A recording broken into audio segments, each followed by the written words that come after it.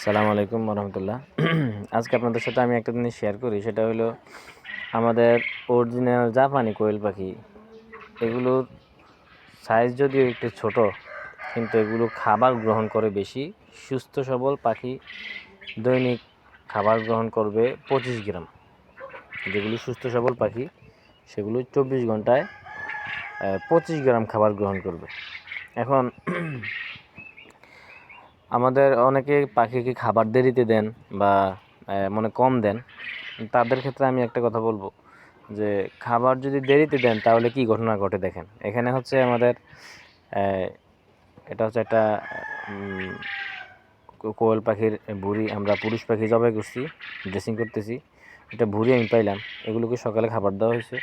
দেখেন এটার ওজন কতটুকু হয়, 20 গ্রাম আছে। এই পাখিটা রাতে খাবার কম খাওয়াতে যখন সকালে তাকে খাবার দেওয়া হয়েছে তখন সে এক টানে 20 গ্রাম খাবার খেয়ে ফেলছে। এই হচ্ছে গতি। এই জন্য যারা খাবার কম দেন তারা বুঝে শুনে খাবার কম দেবেন। খাবার কম দিলে লস, প্রোডাকশন কম আসবে। পরে যখন হঠাৎ খাবার দেবেন তখন একদল তাড়াতাড়ি খেয়ে ফেলবে, আর একদল খাবার খাবে না। এই কারণে অনেকে দেখা যায় পাখি দুর্বল হয়ে অসুস্থ হয়ে মারা যায়, শুকিয়ে মারা যায়। তার অন্যতম কারণ এটা খাবার কম দেওয়া।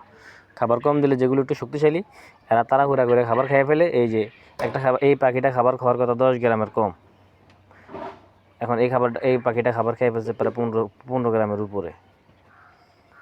এই যেহেতু উপরের লেয়ারটা, এটার একটা ওজন আছে 15 গ্রাম, 16-17 গ্রাম খেয়ে ফেলছে এক বেলায়।